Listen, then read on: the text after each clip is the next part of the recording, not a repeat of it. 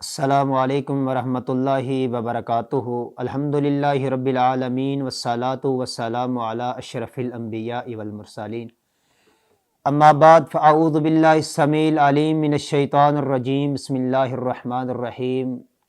قد افلح المؤمنون الذین هم فی صلاتهم خاشعون۔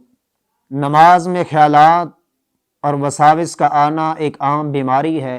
اللہ کے رسول صلی اللہ علیہ وسلم نے فرمایا، میری امت میں سب سے پہلے جو چیز اٹھائی جائے گی وہ خشوع ہے، اور خشوع سے مراد دل کے وہ نرمی، رقت، عاجزی اور انکساری ہے جس کا اظہار انسان کے ظاہری اعضاء سے ہوتا ہے۔ سیدنا سعید بن مسیب رحمہ اللہ نے ایک آدمی کو نماز کی حالت میں داڑھی کے ساتھ کھیلتے ہوئے دیکھا تو کہنے لگے، اگر اس کے دل میں خشوع ہوتا تو اس کا اظہار اس کے ظاہری اعضاء سے بھی ہوتا۔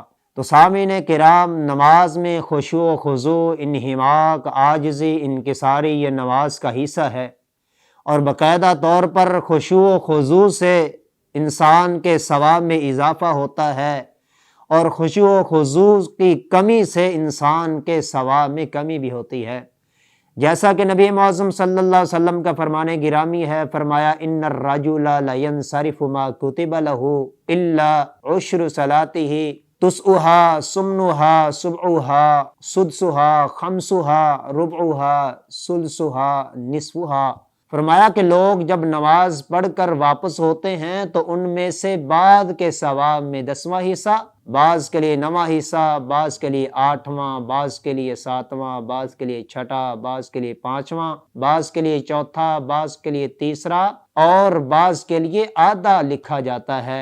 اس روایت سے معلوم ہوا کہ ایک ہی جیسی ظاہری صورت، وقت اور مقام میں نماز میں ہونے کے باوجود ثواب میں فرق رہ جاتا ہے، تو یہ ثواب انسان کے دل کی توجہ، انسان کے عاجزی، انکساری میں کمی کی وجہ سے ہے۔ اگر انسان کی توجہ، خشوع و خضوع زیادہ ہوگا تو انسان کے نامہ اعمال میں ثواب بھی زیادہ ہوگا۔ اگر انسان کے خشوع و خضوع، عاجزی کے اندر، انکساری کے اندر کمی ہے تو ثواب میں بھی کمی ہو جائے گی۔ اللہ رب العزت کا فرمان ہے کہ مومن کامیاب ہو گئے وہ مومن جو اپنی نمازوں میں خشوع و خضوع کو اختیار کرتے ہیں۔ نبی کریم صلی اللہ علیہ وسلم صحابہ کرام سے فرماتے، نماز میں سکون اختیار کریں۔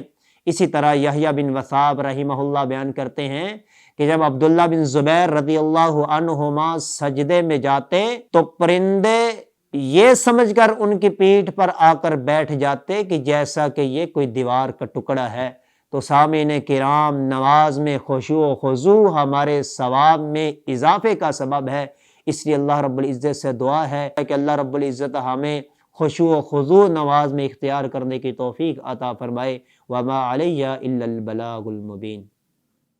زندگی شعور سے، الحکمہ انٹرنیشنل۔